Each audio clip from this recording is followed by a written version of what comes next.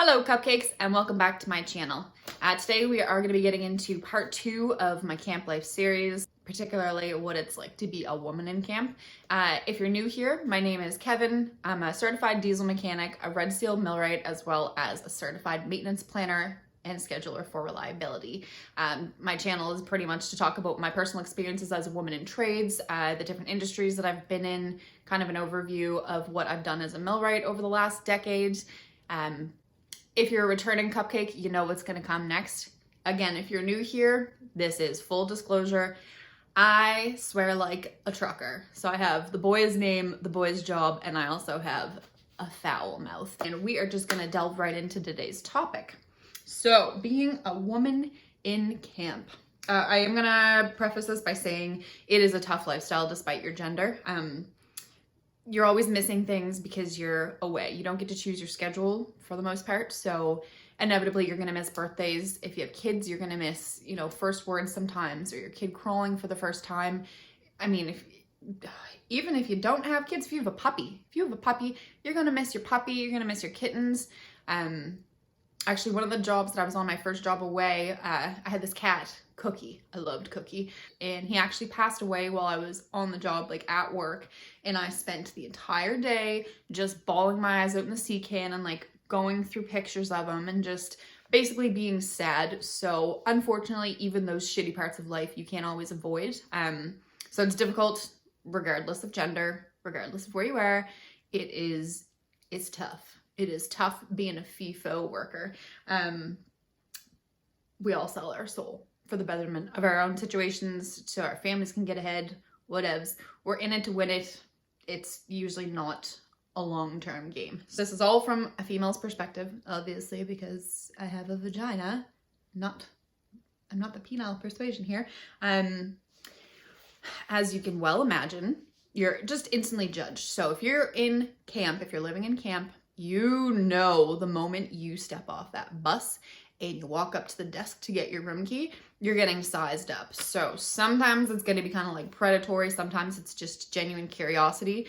Sometimes it's with animosity. But instantly, you're getting judged. Most guys, I would think, when you get off the bus, if it's your first shift somewhere, you're not worried about what people are thinking of you specifically just based on your looks. Like, you're probably going to be a little bit nervous. You're going to try to figure out the lay of the land. Every camp is different. The layout's different. You just need to kind of muddle your way through it. But personally, I don't think that guys have to worry about being judged based on their appearance right off the bat. Us as ladies do. So if you're a fellow FIFO lady, we have that bitchy resting face down pat, like on point.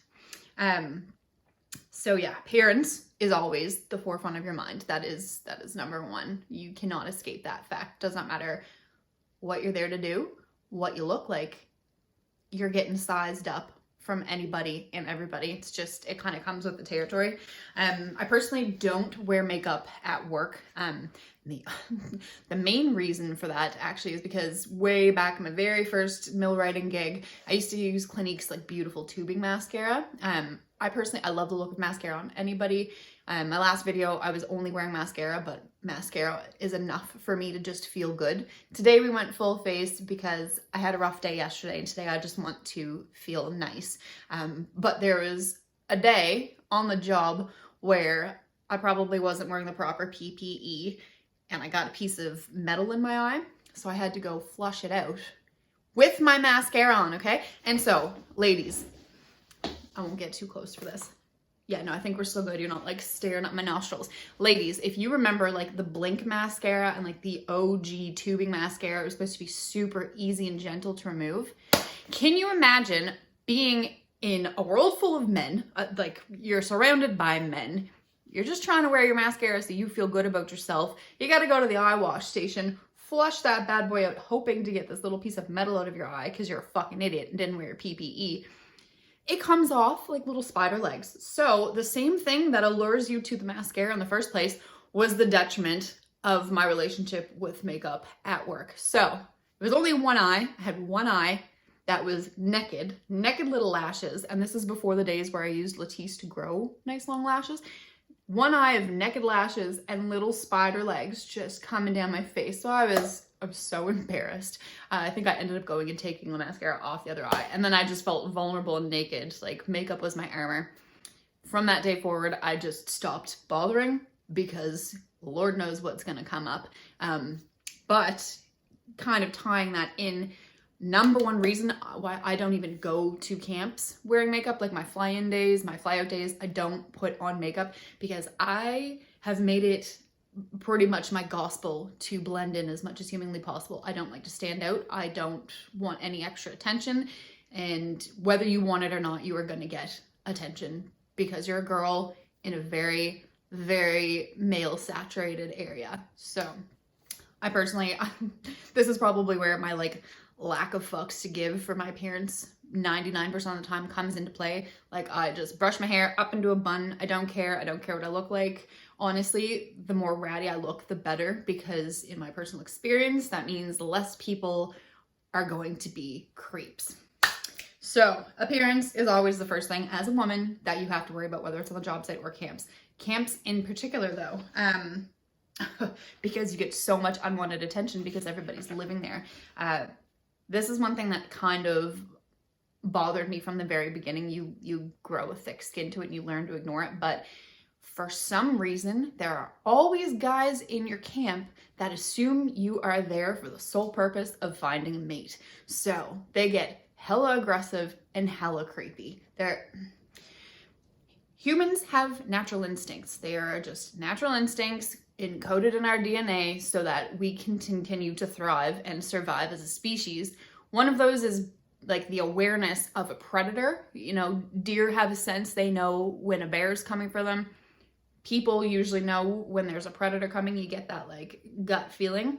You completely have to lose that when you live in camp. 110% your life will be so much easier if you do not have that instinct for predators, because again, I don't understand why, but there's always dudes that see you as prey. A friend of mine, she's absolutely stunning to begin with or without makeup. Doesn't matter what she's wearing, doesn't matter what her hair looks like. She's just 100% a 10. And working in a camp, also doing a man's job, obviously she garnered like a lot more attention because it's not even just like, oh, hey, it's a girl. It's a like absolutely stunning, gorgeous girl.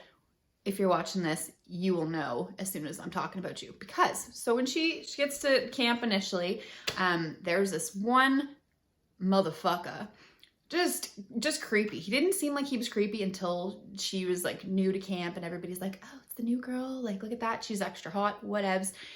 He actually started showing up at her door. So he figured out what room she was staying in camp and then started like showing up at her door and knocking. And I mean, she was very upfront, like, A, I have a boyfriend. B, I don't find this appropriate. You're making me uncomfortable. And he just kept doing it. Like, that is the shit that happens. And so there's this urban myth that I heard about when I first got into camps, where if gents leave their boots, like their steel toes or popcorn, I don't fucking know, but if they leave either of those two items outside of their camp doors, apparently there are some staff members that see that as an invitation to come in and they will be paid for services rendered. I don't know how to put that any other way, but like, you know what I'm trying to say here, people. You know what I'm trying to say. So I thought this was an urban myth because I'm like, again, I was so naive going into the camp world. Oh, and just how gross people can be. But heard about the boots outside the door. Another job I was on with some guy. He was, he's such a sweetheart. I loved him. There are a lot of good people. So this is another thing that I would just like to say. If I'm bringing up a lot of horror stories, it's just so that you're aware of stuff that does happen. But honestly, majority of the people you run into are so solid, so awesome, so helpful. There's just a few rotten apples in the bunch. So anyway, one of the awesome guys that I was working with, super helpful, super friendly, super funny. He said he left his boots outside of his door one night because they were just filthy, like caked in mud or whatever it was. And he gets a knock on his door and it's a cleaning lady, and you know, she was like, oh yeah, I see your boots out there, like, can I can I help you with anything? He's like, no, I'm all good. Like, my bed was made, my garbage isn't full, like the room's clean, thanks so much though. And she was super confused, and it took them a couple awkward minutes of conversation to realize that she thought he left his boots outside because he was expecting some kind of service outside of her job description. And he was just like, I can't believe that shit happens. Like, he's like, I've heard about it in all my years, like, working away and being in different camps and, you know, different places. I've never experienced that. So maybe that's another reason why guys think that it's okay to be a predator right off the bat. Maybe they're trying to figure out who's gonna come knocking on their doors in the middle of the night. Spoiler alert, most of us are not there for that purpose. Most of us are there to do the jobs that we've been trained for or learn how to do our jobs. We're not there because we're looking for dick. Just throwing it out there. So, oh my God, this is what I keep saying. I just have so much to talk about. So many little tidbits. Don't leave your boots or a bag of popcorn, apparently, outside of your camp room unless you're looking for service other than getting your room cleaned. So, appearance is what you're instantly being judged on as soon as you get to camp, whether you like it or not. I do try to blend in so that I don't get unwanted attention. And don't take that to mean that if you're in camp and there is a girl who's wearing makeup, she's doing it for attention. Someday, y'all are gonna understand, boys, not girls. You boys are gonna understand, we don't wear makeup for you. We wear makeup for ourselves. It makes us feel good. And why the fuck not? Do whatever you can that's gonna make you feel good, because life's gonna knock you down enough already. You might as well have some kind of armor, as my mom calls it. So if you're wearing makeup, I don't think it's because you're there to get the D. And if you're a boy watching, she's not there to get the D, okay? And until she lets you know otherwise in no uncertain terms, just fuck off and let her be fabulous, okay? Oh yeah, okay, so this is another thing, a big difference I think for women versus men in camps when it comes to you being in a relationship. So, if you're a man and you have a significant other, she's obviously aware of the job that you're doing. She knows that it's mostly guys. If you're a good guy, you're going to let her know if there are girls that you're working with, just out of respect, because it is a very small pool and trust is huge in any relationship, let alone when you're working away. But as a general rule, like, the women understand a little bit more right off the bat of what it's like to be a guy. It's not a big deal if the guys go for beers once in the middle of their shift with each other. Guys, no offense, you're not getting gawked at all the time. You don't have to put on blinders and pretend not to hear comments or notice disgusting looks or gestures just so that you can make it to the dining hall to eat your slop without like wanting to curl up into a ball and just screech. But when you're a woman and you have a significant other, especially if your significant other is not in camp with you, you just can't do the same things that everybody else can with it being appropriate. So like if you're single when you start, let's just say you're single when you first start your FIFO job and it's all good, you're one of the boys, you do end up going for drinks with them in the airport, or you guys go for wings in the middle of a shift or whatever it is, or you can hang out with them after hours. It's not a big deal because you know you're not doing anything, they know you're not doing anything, but it's not inappropriate because you're single. As soon as you throw a significant other into that, there's instantly going to be, like, there's always talk, do you know what I mean? It's no different than high school. One of the preconceived notions I think that people might have about women in trades as a general rule are like how catty they must be.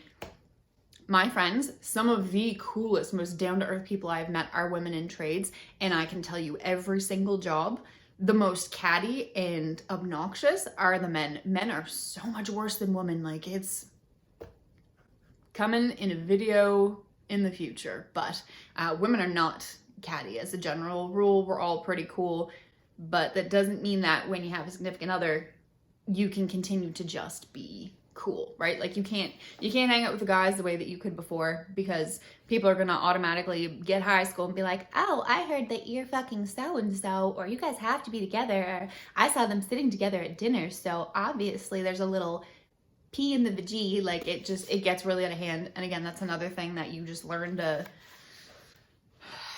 ignore. You don't really have a choice in the matter. Like you can't address every single rumor. People are so ridiculous. But as soon as you do have a significant other, you have to start taking those things into account. So you don't get to go shoot the shit with the guys anymore. You don't get to go meet up and play pool if your camp has a pool table or whatever. You have to be very, very cognizant of outward appearances and how people are going to take things out of respect for your relationship. And I think it's difficult for whoever's at home as the significant other, whether it's guy or girl. You know that your woman is getting gawked at. It, like I said, you don't have to be like a 10 out of 10 to get attention. Like you can be, I aim for 2 at my highest when I'm in camp, and it doesn't matter. There is just always going to be somebody who gawks or says something or just gets gross. Like it is inevitable for some reason. Don't get it. But when you're the significant other at home, you have to, like, that's going to be in the back of your mind. And obviously you're with the person because you love them. You think they're beautiful. You know how much they have to offer. So unfortunately, the situation can get a little bit tense because you know what they're dealing with, especially if you are also, oh gosh, if you're in camp with your significant other and you actually have to witness the gawking and the leering and the comments. There was one job that I was on. There's this absolutely stunning girl. She was absolutely gorgeous. She could have been on any runway anywhere. So obviously she was getting a ton of attention. She was like wearing hoodies, tried not to dress it up too much kind of thing, tried to deflect that. Her boyfriend was in camp with her too, and he made it a point for it to be known that he was with her. And some of the guys, I remember sitting in like the smoke pit when the guys was talking about her because she walked by, creepy fucks, and they're like, oh, what, her fucking bodyguard's not with her. Like, man, if he says one more time, like, he boasts about how they're together or like has to walk with his arm around her, like, I don't get that. It just seems so insecure. And I'm like, okay, but it seems insecure because you're sitting here talking about her and talking about dad ass and being so vulgar and just whatever, you're being a man. But no wonder Buddy has to be like that, because that is his woman. Like, that is his love, and he has to sit there and listen to that and watch that. So I don't fault any guy that feels the need to like stake his claim on his woman in camp, because oh god, you just get boys together and it's inevitable. Like they're gonna get like that. Tangents, rambling. This is Kev. You should be used to it by now. I think that's another thing that's a huge, huge difference, is you have to be very, very aware of how you carry yourself, how you're presented. You're not going to be able to stop everything that everybody says. Realistically, what anybody else thinks of you isn't really your business, but you just have to be as respectful as you possibly can to the person who's waiting for you at home. So guys don't have to worry about that as much, because I don't think that the same rumors are going to be starting because you and your bud went for a smoke after dinner, or you sat at the same table, or you touched the same tongs when you were packing lunch, right? Like that's a huge, huge difference. Okay. I forgot that I have my own little like creepy Haulaway story. Fucking people, man, it doesn't matter where you go. So I make a point to look ragged and ratchet. I have a bitchy resting face that is on point, mostly to just ward off any people misconstruing a smile as flirting or a smile as like, I want you. But I was getting undressed at my locker outside of my wing one day at one of my jobs, and this older fellow started chatting. Oh, hey, what's your name? What do you do? Good for you. It's cool to see women in trades. I'm like, thanks so much. Like, yeah, what do you do? Oh, right on. How's that? How do you find it? Just kind of like shooting the shit. And then for the next couple days after that, I started noticing that he was always there when I was taking my boots off and taking my coveys off. So I was like, this is kind of weird. And every day he tried to have like the same conversations and just like try to hold eye contact a little too long, and just, I got the vibe. So I was like, okay, well, I'm just going to have to find a way to, I don't know, I'm going to have to change my routine or something just so I don't have to bump into him. And I don't know if he just like sat and waited for me, or again, like timed it down to a T of when he saw me like getting off the bus to go to my wing. But there was one day where I can't remember, he was talking about something, some kind of nonsensical, like more nonsensical than I am. And I'm just trying to be polite and like, okay, well, I gotta go to my room now. Like, all right, excuse me, have a good day. And he's just like, did you just say you want to come in and fuck me? I was like, excuse you? I'm sorry. What? How did you get that out of, okay, I'm just going to my room. Like, excuse me. It's like, oh, I must have misheard you. I thought that you said you wanted to come have sex with me. I was going to say, that's pretty bold. And then just sat there smiling and staring at me. I was like, nope, you 100% misheard. Did not say that in the least. Thanks so much. And it just, ugh. Like, why? Why? There's no why. Just why. So this is what you deal with as a woman in camp. You always have the feeling someone's watching you. You hear gross comments. You would think that the attention would be kind of nice. Like you would think that it would be flattering to have guys make comments about you. I think me personally, it makes me even more self-conscious because I don't think it's genuine. It's not like I was walking down the street and some guy stopped me and was just like, man, I just wanted to let you know, I think you're really beautiful. Like, you rock that outfit, whatever. It comes off as insincere and it just makes me feel even grosser because I'm like, okay, but this isn't genuine attention. This isn't somebody that would stop me if we were out in the real world. It just makes me feel very like cheap almost. And I feel like I'm even less attractive or less appealing to people because of the things that are said and the way that it's gone about. Like, it just, you end up feeling like a 1 out of 10 or a 2 out of 10 no matter what. It doesn't actually make you feel like a 10 out of 10. It's just, and then it sucks because you're not there so that you can look good for these guys. You're not there to meet a mate. You're literally there to do your job. And it just, right off the bat, it's a little bit more uncomfortable because you have to have guards up. You have to learn to have a thick skin. You have to learn to ignore comments. Along that same thread though, if you are a woman in trades, I don't care how long you've been in trades, whatever, I would hope that we finally get to a point where it's okay to speak up about shit though. Like, if you're not comfortable with something, I don't think that it should be the squeaky wheel that gets the grease that drives me retarded.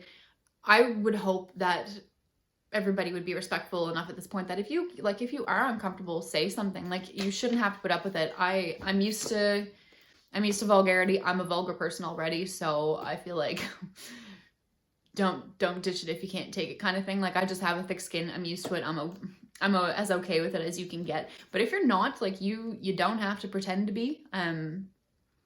This is why we are sitting here having this talk. I would love to raise awareness to some of the issues. If it's dudes tuning in, like, maybe take note and just don't be a dick. And if you're a woman, like, just to let you know, you're not alone. We do all deal with this, which is really unfortunate. Like, I have never met a woman in trades who has not dealt with some sort of sexism, some sort of shitty comment. We're not even allowed to be, this is another thing about being a woman in camp. So you try as much as you can to leave work at work, you leave home at home, you keep the two separate so that you can slog through the routine that you create for yourself doing these jobs every single day. Life happens. So you're gonna have, fights with people at home or shit's gonna come up. Again, trust is literally golden when it comes to relationships, period, let alone when you're in a situation like a FIFO job. And you can't always just shut the home stuff off when you're at work. But I find as a woman in camp, especially, like, everybody can hear your conversations. The walls are paper thin. You get judged more harshly for being emotional or for when stuff comes up. My number one piss off when it comes to that, if I am upset and I can't help it, I can't hold it in, I can't hide it, is guys being like, oh, you're on your period? Like, are you okay? No, I'm not on my period. No, I'm not bleeding, but you're about to be if you don't get out of my fucking face. I hate that. We have to tamp down our emotions so much more for fear of automatically, oh, poor little thing. She's just PMSing. She's just PMSing. So it's even more difficult for us to deal with issues outside of work, personal issues at home. We have to be tough, plain and simple, like eat or get eaten kind of thing. So I personally make it a point not to bring up any difficult stuff or fight or whatever with my significant other when he's at work, because it is so difficult to deal with stuff. Like, if you've been on the receiving end, There have been nights where we've had fights when he's at home and I'm at work and I just can't sleep. I'm sick to my stomach thinking about stuff, and there's nothing that you can do about it when you're away because you're not home to deal with it, and you can only get so many emotions conveyed over the phone or through text messages. Stuff gets misconstrued. It's hard to deal with the hard stuff at home while you're at work. It does affect your job performance. We don't get enough sleep as it is in camp to begin with. Like, it's just a very strict regimen. You can't, if I throw off my schedule by like 3 or 4 minutes, no joke, I've got that shit timed to a science. Whole day is just up in arms kind of thing. So we need as much sleep as we can get. We need to be as good as humanly possible. When we do show up to work, it's a safety thing as well. It's a huge safety factor. You need to be fit for work. I snapped. I don't know what our tally would be at today, but we're not doing jars anymore. So if you are a returning customer, you know you're going to have some snaps. You know you're going to have some swear words. You know what my favorite word is. You're used to it. If you're new here, I hope it doesn't throw you off because I do feel like I have lots of valuable information for you.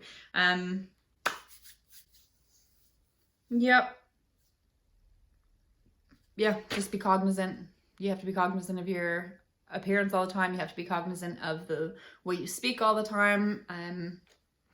It's a lot different. It feels like there's a lot more scrutiny as a woman, for sure, just in camps. Job sites, being on the job is a whole nother kettle of fish. So we are gonna wrap today's little conversation up. And as I said in my last video, if you are returning, you already know that, I want to bring up little nuggets of wisdom from myself, like to a woman in trades, or really to anybody in trades. Like, I feel like it could be applicable. But I also want to start sharing advice from some of the awesome women that I've had the privilege of working with over the years. And so today we are going to do my lovely Cordy. I met her at my first job away. We've also been friends literally since the day we met. She's a scaffolder, which I think is so badass. Also, before she was even scaffolding, she had the world's most beautiful natural delts. I go to the gym and I lift so that I can build delts to be half of the glory that she has naturally. Now you can imagine how dope her arms are as a scaffolder, constantly hoisting shit. I know I'm gushing, but she's just super cute, super sweet, super genuine. Also, one hard fucking worker. Scaffolding that's a terrifying trade for me. I'm scared of heights. I'm more so scared of falling, but I'm afraid of heights. They have to work at heights. It's non-stop lifting and hammering and banging. I take my hats off to any of you out there who are scaffolders. I think it is such an underrated dope trade. So Cordy is a scaffolder. When I asked her if she had any advice that she would like to relay to anybody about either getting into her trade, being in her trade, or just being a woman in trades, or what she wished she had known before doing it, she says, it has definitely opened up my eyes to the real world and made me less naive, like you say in your video. From my experience, you really do need to work twice as hard as a woman in the beginning to prove your worth. So fucking true. When I first got to site and sat in our C-can for the morning safety meeting, I can tell you that I never felt more out of place. I was the only female there, and I just felt like a pretty little piece of meat. It wasn't until I worked my ass off and showed the guys the work I could do and handle before I earned any respect. You turn off that sense for predators. You have to, because people are fucking gross, man. She was there to work. She says, there are a few ups and downs, my experience in the oil industry, but I wouldn't change a thing. I was able to make Mega 180 for a while and get the knowledge and experience of becoming a scaffolder. And this is where she's just the cutest little button ever. She says, and of course, meeting you, Kevin. My experience would not have been close to enjoyable if it wasn't for you, and I'll always love you for that. And girlfriend, right back at you. I am so grateful I'm just so grateful for you, period. Cordy, you a badass bitch. I love you more than words can say. I admire you more than words can say. And kind of as a general rule, I think that women need more women in trades. This is why. She was such a source of support for me. She was always encouraging me. She had my back when shit happened. She could relate. She could understand if I was being emotional because of personal stuff. Her first instinct was okay, give me a hug. go have a smoke and tell me what's going on. Like, what can I do for you kind of thing. Like, you need to have friends. So if you're fortunate, you have some good guy friends at whatever jobs you go to, but I really do think that having the opportunity to have women in your workplace with you is instrumental. It's just huge. Like, we really are a sisterhood. We really do need to stick together. And again, preconceived notion, like, girls aren't catty when it comes to being in trades. There might be some exceptions to that, but in my personal experience, like, everybody's just cheering for everybody else. There's room for everybody. There's no competition. Like, we're generally just so excited to see other women out there, like, breaking down those barriers and getting rid of those stereotypes and just fucking dominating whatever job they want to do, regardless of what it is. So, I 100% I agree with Cordy's advice, the things that she wished she'd known. It was a lot different being in camp than it was on my job sites before. I definitely felt a lot more uncomfortable in camp. You get judged a lot quicker in camp. And again, you live with these people, so there's just no escaping it. But do not let that stop you from pursuing the camp jobs as well if you're looking to do them. Just be kind of aware right off the bat that that's going to be some of the stuff that you're up against, some of the stuff you might want to think about.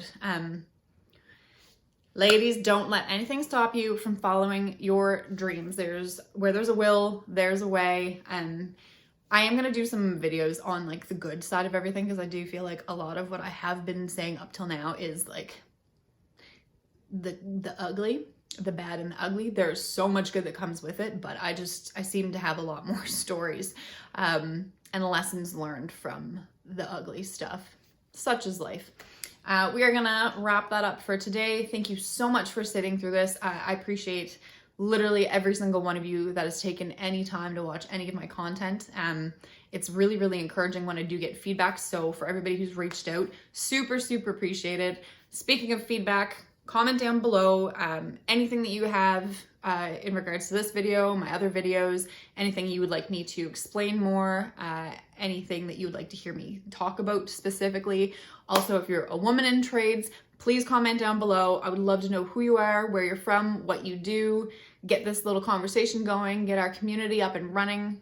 If you're not a lady in trades, still, if you like this content, please give me a thumbs up so that I know I'm on the right track with my content. If you don't mind my rambling, you don't mind my tangents, and you're enjoying my stories, there are so many more to come. With that, I'm gonna get the Apple Watch up and going so that I can sign off semi-smoothly. I'm learning. Oh, fuck me. This is a long ass video.